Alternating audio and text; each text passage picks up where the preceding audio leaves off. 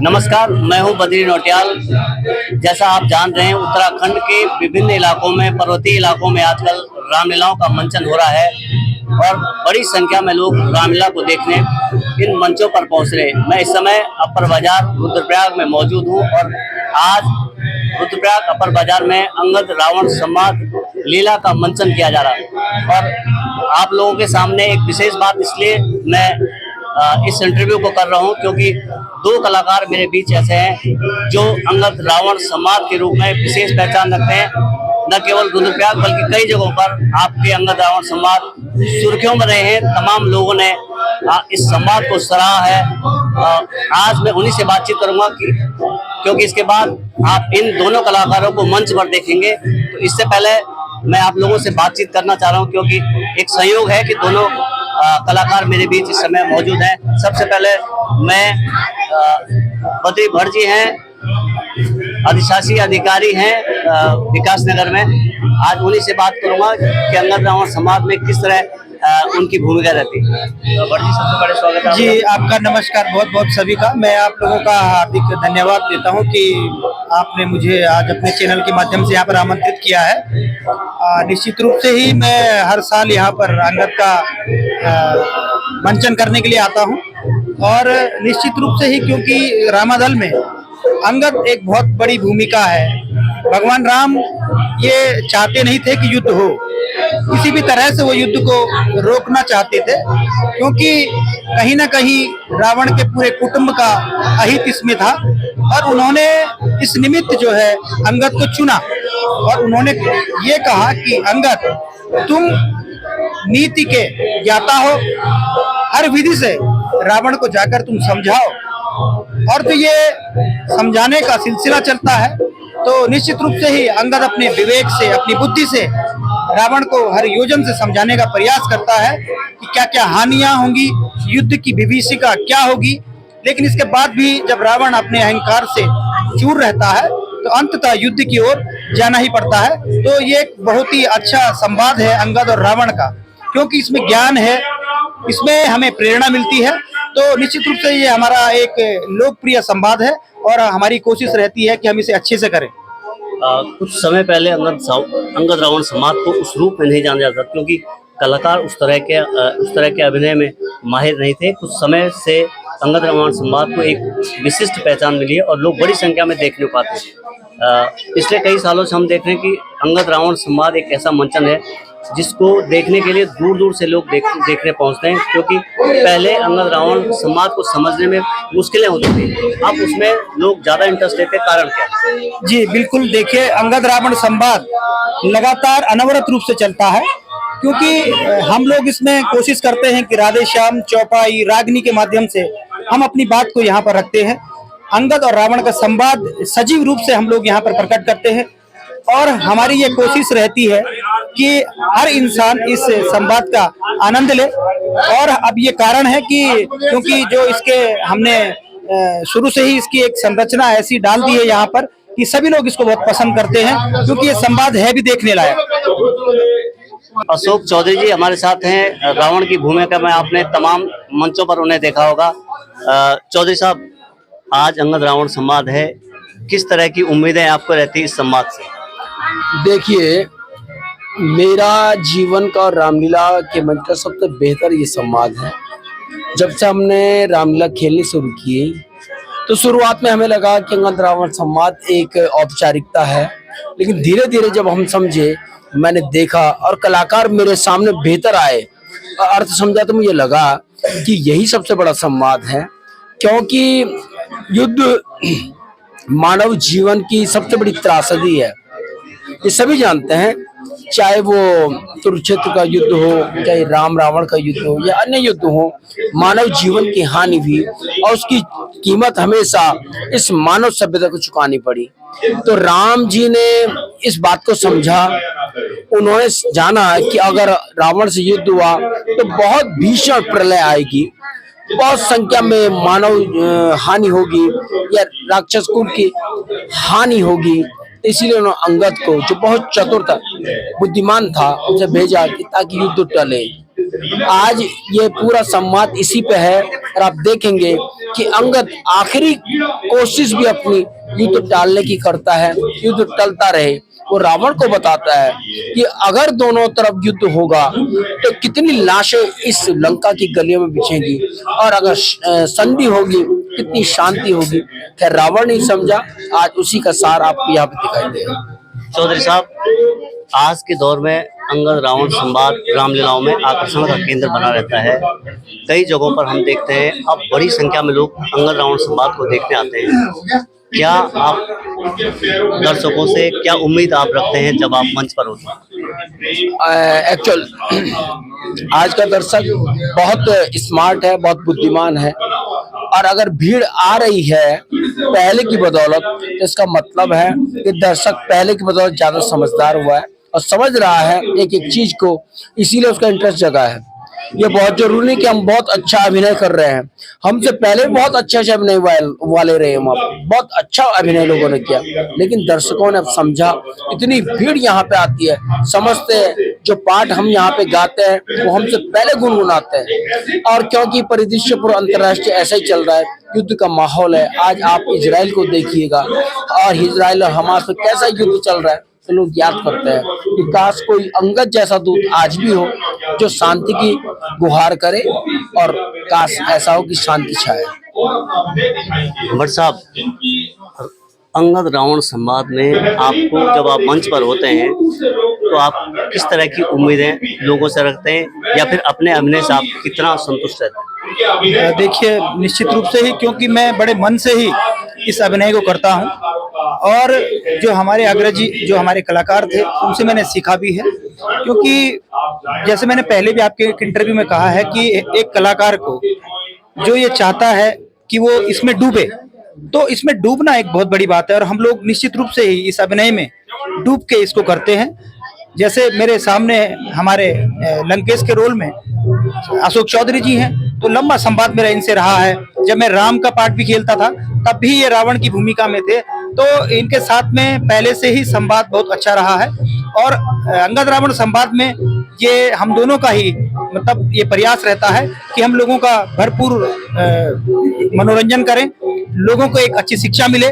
निश्चित रूप से ही आज मैं ये समझ रहा हूँ कि जो कोऑर्डिनेशन की बात है या संवाद की बात है वो है नहीं, तो कहीं ना कहीं ये आदिकाल से होता हुआ आया है। क्योंकि अंगद ने ये कोशिश की, संवाद की कोशिश की, रावण को जो है कोई भी कम्युनिकेशन का साधन नहीं था, तो वो स्वयं दूत बनकर गए और रावण को समझाने का प्रयत्न किया, अच्छी अच्छी बातें बताई, हर रीति से हर नीति से उसको ज्ञान देने की कोशिश करी।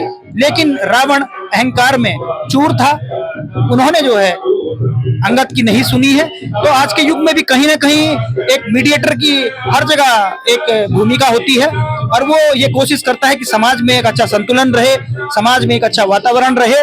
तो ऐसे मीडिएटरों की आज भी जरूरत है। तो अंगद बहुत बुद्धिमान थे, और निश्चित रूप से ही जब हम ये अभिनय करते हैं तो हमें कोशिश करते हैं कि लोगों को कहीं ना कहीं प्रेरणा मिले और हम लोग प्रेरित कर सकें।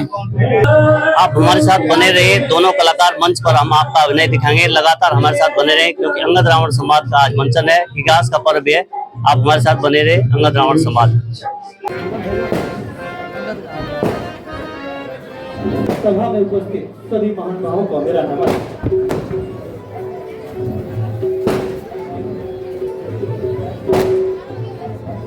भारत और दशानन के राज दरबार अवश्य ये कैसे संभव है? आपने सही पहचाना, आज एक दूत आपके दरबार में आया है, इतना निर्भीक और इतना निष्कंटक मानव मैंने इस दशानन के जीवन काल में पहली बार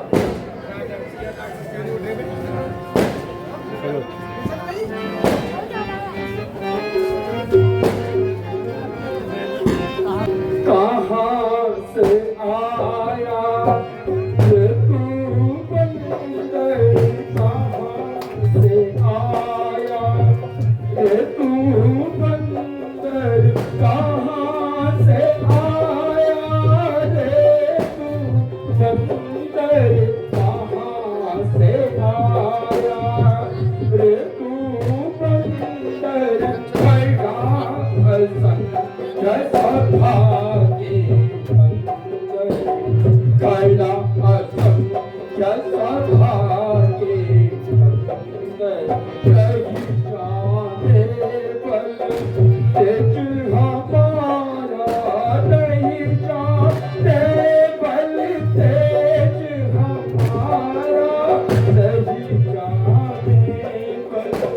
तेरी हमारा सुना नहीं रावण रणहारा।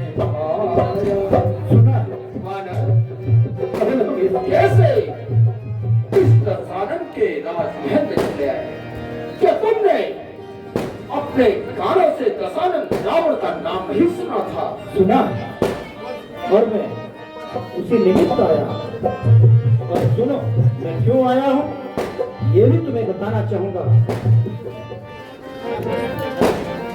मामा पितु की तब रही मिताई, मामा पितु की तब रही मिताई, मामा पितु की तब रही मिताई, यही कारण मैं आया हूँ भाई, यही कारण मैं आया हूँ भाई।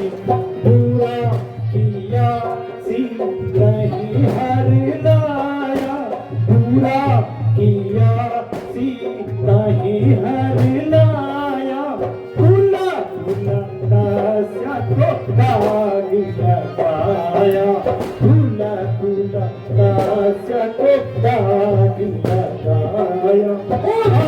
तू कहा मान ले मोरा, अब तू कहा मान ले मोरा, अब तू कहा मान ले मोरा, सब अपराध क्षमा तेरा, सब अपराध क्षमा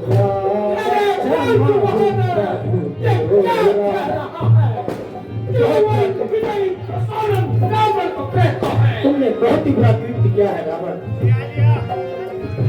माता जानकी को हर कर लिया है, इससे बड़ा कोई भी दुस्साहस नहीं कर सकता है। मैं कहता हूँ तुम अभी भी भगवान की शरण में चले जाओ। और अपनी बोल संभारी रे कभी बोल संभारी रे कभी बोल संभारी रे कभी बोल संभारी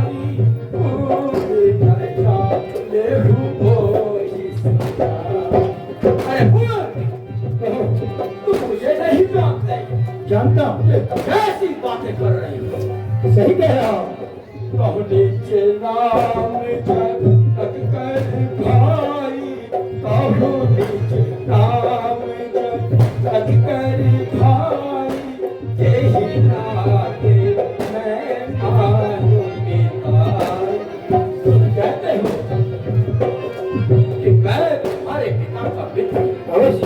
और इस कारण तुम यहाँ आए हो, तो मुझे कुछ उनका परिचय दो। इस दशानन के इस भूमंडल पे हजारों मित्र थे, बताओ मेरे किस मित्र के तुम पुत्र हो? अवश्य सुनो। अंगद नाम बाली कर बेटा, अंगद नाम बाली कर बेटा, अंगद नाम बाली कर बेटा, तातो भाई सबहु सब बेटा, तातो भाई सबहु सब बेटा, राम दूत में सुन दस सीसा, राम दूत में सुन दस सीसा, राम दूत में सुन दस सीसा, तब आए देखन भुज ईसा, तब आए देखन भुज ईसा। मैं इंद्र का पुत्र, बाली का बेटा अंगद, और उसी बाली का बेटा हूं जिसने रावण को अपनी पूंछ में बांधकर पहाड़ों के दर्शन कराए थे। ये मेरा परिचय है। अरे मूर्ख, ये कैसी बातें करता है? सही कह रहा हूं। मेरे मित्र का पुत्र महान दे।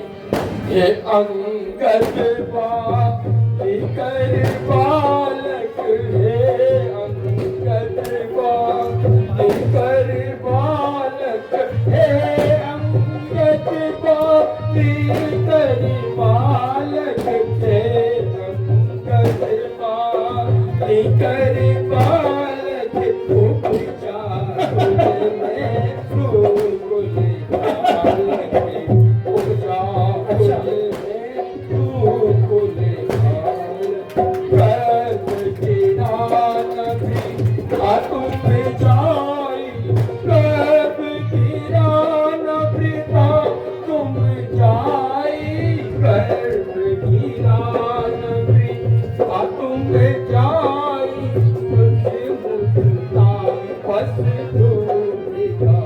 अच्छा, अरे बोल इतने महान वाले का पुत्र आज मेरे दरबार में आया है और कहता है मैं उसका बच्चे का दूध हूँ। ये तुमने अपने मुंह पे ये दाग लगाया है, आज तुम्हारे पिता का शीश सर से छूट गया होगा। अच्छा, लेकिन मेरी अच्छी बात रे अंगद मैं पूछूं तो ही रे अंगद मैं पूछूं तो ही रे अंगद मैं पूछूं तो ही रे अंगद मैं पूछूं तो ही कुशल जरूर मैं तुम्हें पूछना चाहता हूँ कि मेरा मित्र वाली कुशल है, उसकी कुशलता की बात मुझे बताओ। अवश्य मैं जरूर बताऊंगा। दिन 10 गए बहाली पे जाई, दिन 10 गए बहाली पे जाई, दिन 10 गए बहाली पे जाई, पूछूं कुशल सखा उमिलाई, पूछूं कुशल सखा उमिलाई, राम विरोध कुशल जस होई, राम विरोध कुशल जस होई, तब सब सखा सुनावहु कोई, तब सब सखा सुनावहु कोई, सुन सक भेद होए मन बाके, सुन सक भेद होए मन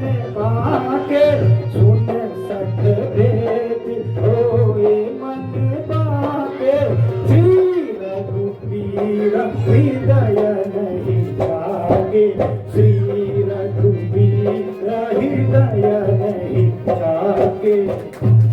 लंकेश, मेरे पिता बाली को स्वर्गलोक सिधारे हुए 10 दिन हो चुके हैं और ये सब उनके कर्मों का ही फल है। उन्होंने भी भगवान श्री राम से बैर मोल लिया और उनको भी ये भुगतना पड़ा। इसलिए मैं तुम्हें समझा रहा हूं कि भगवान श्री राम से बैर मत करो और जो तुमने ये कार्य किया है, हमारी माता जानकी का हरण किया है, उसके लिए तुम भगवान श्री राम से माफी मांगो। अफसोस इतना महाबली मेरा पुत्र बाली और राम के हाथ मारा और उनका पुत्र अंगद राम का दूध पड़कर दशानन की समस्या। अंगद क्या तू ही अंगद है? अवश्य नहीं। अंगद क्या तू ही अंगद है? अंगद क्या तू ही अंगद है? क्या तू ही बाली का बालक है? क्या तू ही बाली का बालक है? क्या तू ही पास की ज्वाला है? और क्या तू कुल का घालक है? बहुत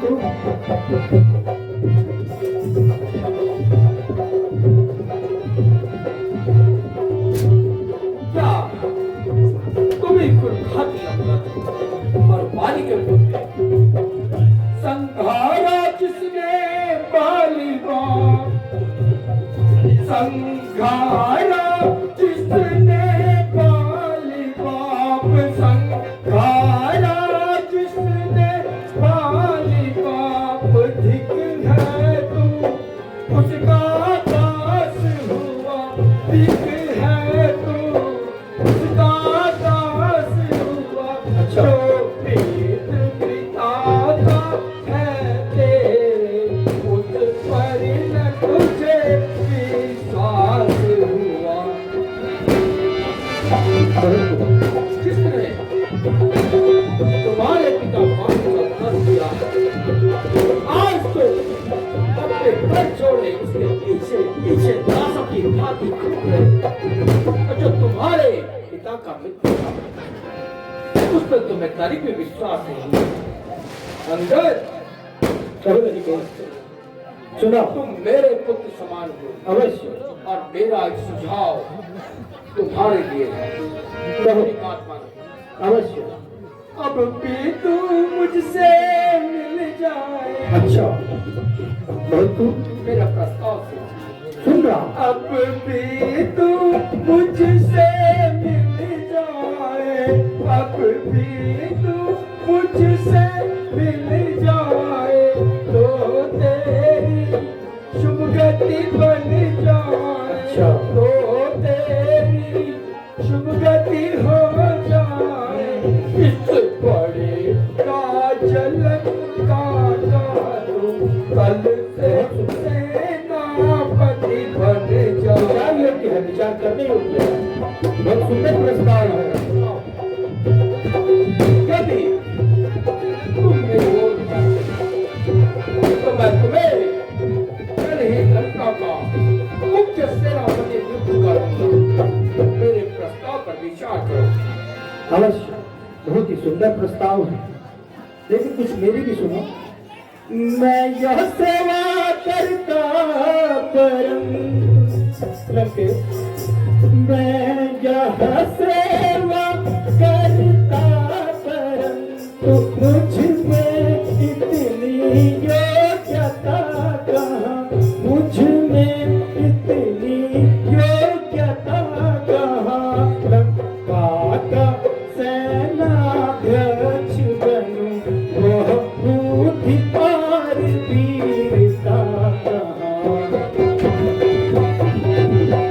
अवश्य मैं ये बात मानता हूँ मैं सेनाध्यक्ष बनता लेकिन शायद वो बुद्धि और वो विवेक मेरे अंदर शायद नहीं है।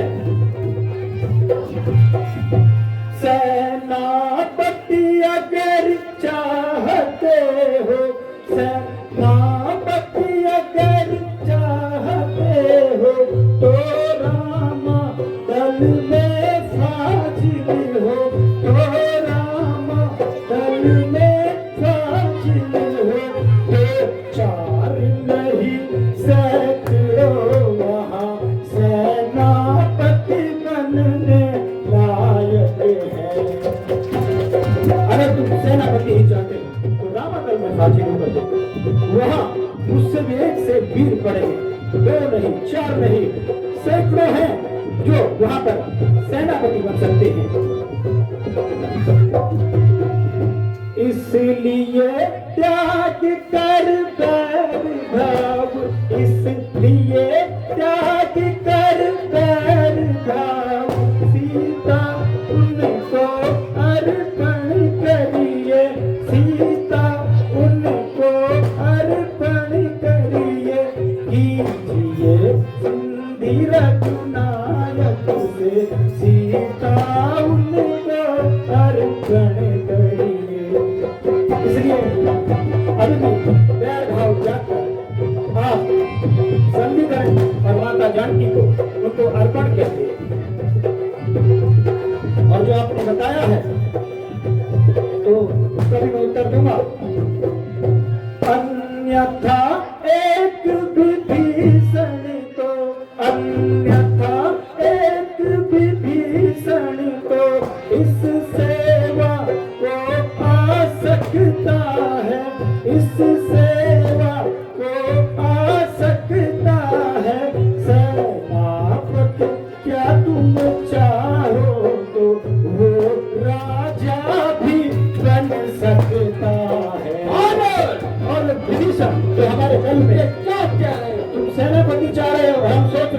राजा ही बना दे। तो तुम्हारा ये प्रस्ताव और जो तुमने मुझे बताया, मेरा विनम्र आग्रह ये तुमसे है, इस पे विचार करो। और मैं कहता हूँ कि माता जानकी को भगवान श्री राम समर्पण करो। तुम राजा हो और भगवान श्री राम राजाओं के राजा हैं। इस छोटे से भूखंड के अलावा वो तीनों लोगों के चराचर स्वामी हैं। उनकी वीरता को पहचानो, उनके विवेक को पहचानो। मैं तुम्हें यही सलाह दूंगा, यही मेरा तुम्हें सुझाव है। अवश्य, यदि तुम संधि चाहते हो तो मैं सहज तैयार हूं। अवश्य, लेकिन मेरी कुछ शर्तें हैं। तुम सुनाओ। मेरी वे शर्तें तुम्हें मंजूर हो कहो, मैं सुनूंगा। संधि है तो तैयार। चलो, तुम अपनी शर्तें तुम्हें बतलाओ नरेश, मैं सुनना चाहूंगा।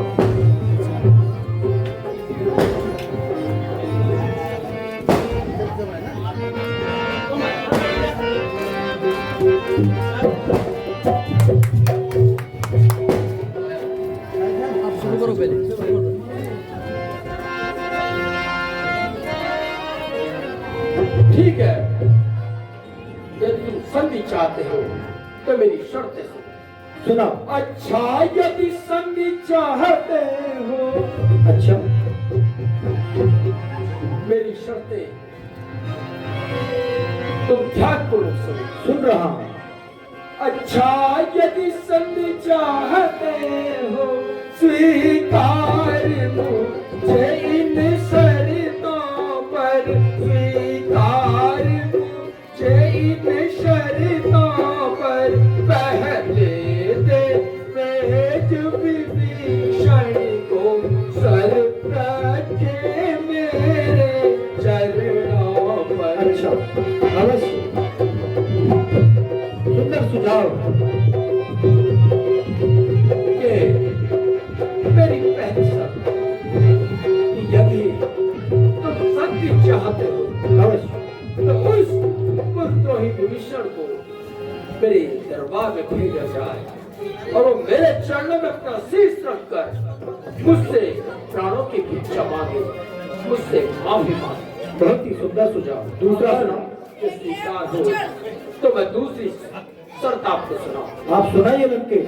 फिर थोड़े से कुसमंदर का, अच्छा, फिर थोड़े से कुसमंदर का, फिर थोड़े से कुसमंदर का, फिर थोड़े से कुसमंदर का। आ सके न कोई लंका में, आ सके न कोई लंका में। फिर हनुमान का पान मिटा भेजे रावण की सेना में। बहुत सुंदर, अच्छा सुझाव, मनन करने योग्य है। फिर बताओ। इस समुद्र को राम और लक्ष्मण ने अपने हाथों से समुद्र पर बांधा, उसे अपने हाथों से तोड़े अवश्य, और उस श्री हनुमान को मेरे समक्ष भेजे ताकि वो मेरा सेवक बनकर मेरी सेना में रहे। और तीसरी जो शर्त है, यदि उसे सुनने का साहस हो तो कहो। सुनाओ सुनाओ, मैं सुनना चाहूंगा लंकेश। उस पर भी विचार करेंगे, उसका भी प्रत्युत्तर तुम्हें देंगे। और उसके पश्चात राम और लक्ष्मण अपने मुंह में तीर दबाए हुए और अपने दोनों हाथों को जोड़े हुए प्रसानन के समक्ष आए और अपने प्राणों की भिक्षा मांगे। तब जाके ये प्रसानन संधि प्रस्ताव को स्वीकार करेगा। बहुत सुंदर।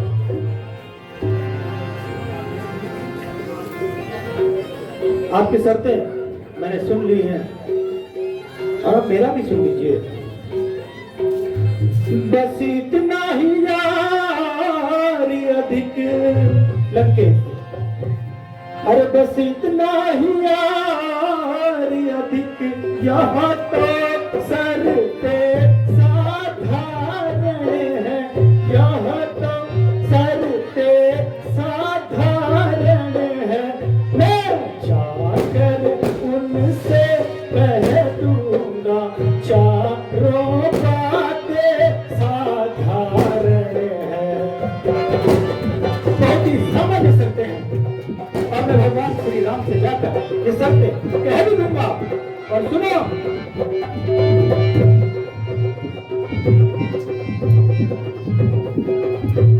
जिन हाथों ने पुल बांधा है, आपके सत्य के अनुसार कह रहा हूं, जिन हाथों ने पुल बांधा है वे उसे तोड़ भी डालेंगे, वे उसे तोड़ भी डालेंगे।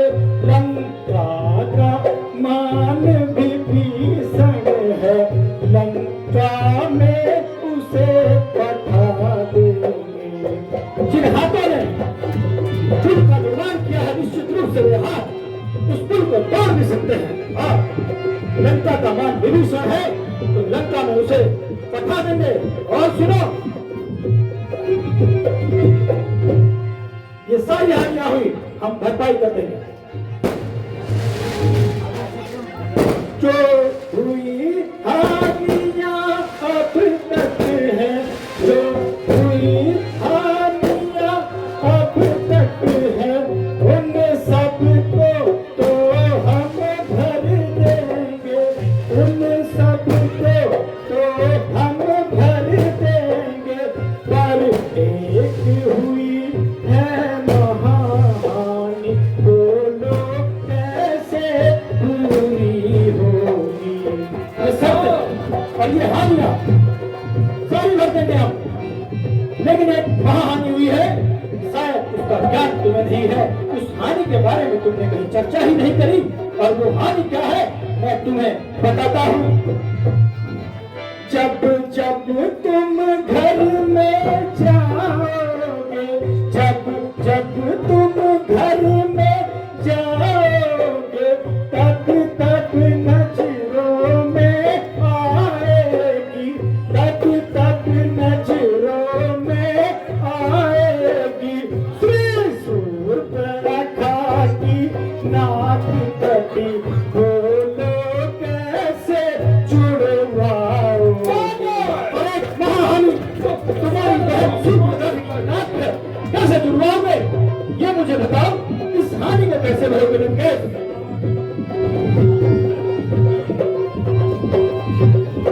तुम्हारे सुंदर सुझाव मैंने सुने, लेकिन मैं तुम्हें अभी भी कह रहा हूं कि भगवान श्री राम तीनों लोगों चराचर स्वामी है। तुम उनके वेग को जानो, उनके बल को जानो। और भगवान श्री राम ने मुझे इसे निमित्त यहाँ भेजा है कि मैं तुम्हें समझा सकूं कि रावण जो युद्ध है वो टले और तुम संधि के लिए मान जाओ।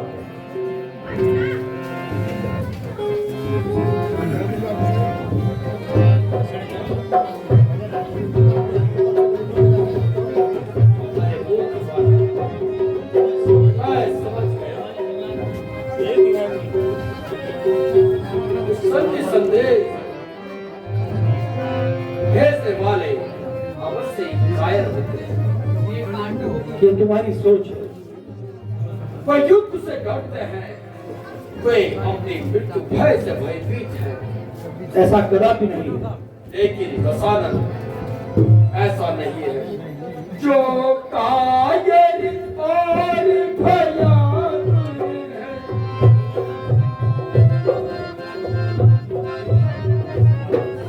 मानव जो कायर और भयातुर है, जो कायर और भयातुर है, वे संधि संदेश पठाते हैं, वे संधि संदेश पठाते हैं।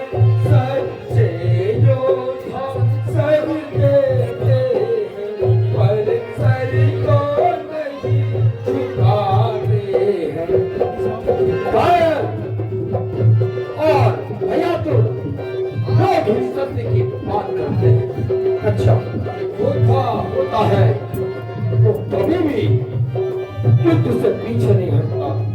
मेरी उस दुर्गंध दंडता से, अच्छा, मेरी उस दुर्गंध चंडता से बढ़ कर प्रचंड बात नहीं, बढ़ कर प्रचंड बात नहीं। तू राजदूत है इस कारण दे रहा सभा में दंड नहीं।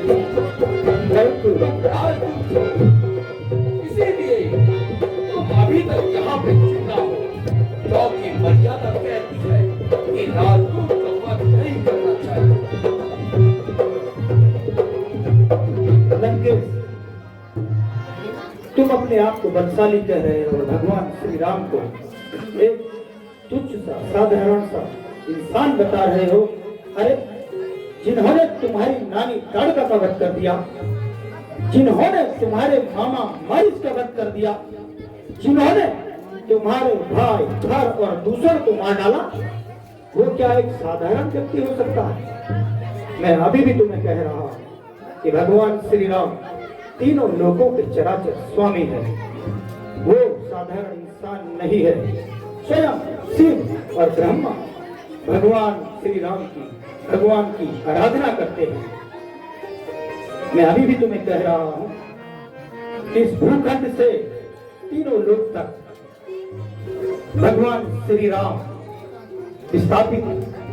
आप देखो, और मैं तुम्हारे बल की जो बात कर रहा हूं, तुम तब से मुझे अपने बल के बारे में बता रहे हो, तो मैंने भी कुछ रावण के बारे में सुना है। अब तुम कौन से बलशाली रावण हो, मुझे बताने का कष्ट करोगे? मैं एक एक करके उस रावण के बारे में तुम्हें सुनाऊंगा। तुम बताना कि तुम कौन से वाले रावण हो। गौर से सुनना लंकेश। हे रावण, तू मुझको बतला, हे रावण, तू मुझको बतला, संसार में रावण है कितने, संसार में रावण है कितने। पहले मैं तुझे सुनाता हूँ, निज कान सुने मैंने जितने। अब एक एक करके बताना, मैंने भी उस रावण के बारे में सुना है। अब तुम उसमें कौन से वाले रावण हो, ये जरूर बताना।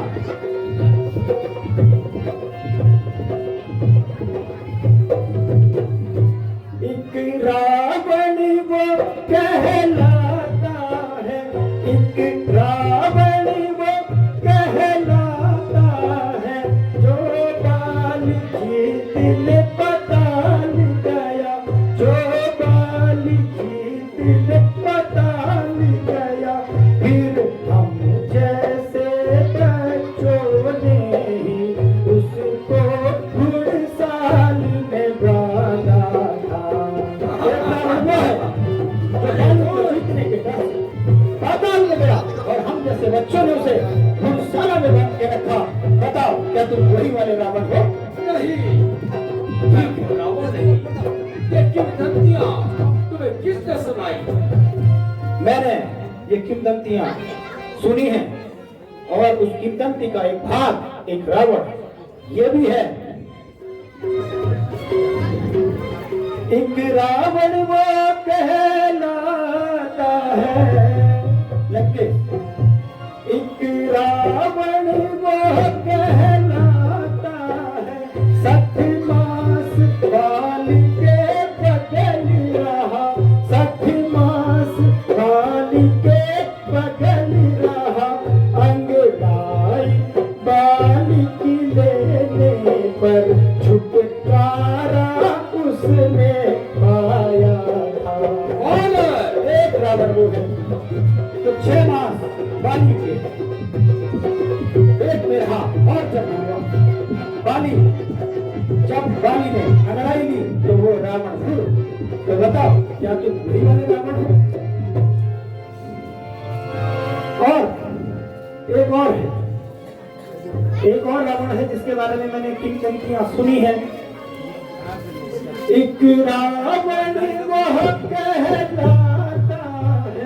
एक रावण वह कहलाता है, जिसे सहस्र बाहु ने पकड़ लिया, जिसे सहस्र बाहु ने पकड़ लिया, फिर कौतूहल करने को वो अपने घर लेकर आया था। अब अपनी जिह्वा को रोको मारे, रावण वो है तुम दशानन को जिसे सहस्त्र बाहु ने जब तू समझ के पकड़ लिया था, तब तुम्हारे दादाजी ने तुम्हें उससे छुड़ाया था। क्या तुम वही वाले रावण हो? अब बताओ कौन सा परिचय है तुम्हारा? तुम मुझे नहीं जानते। मैं जानता हूँ।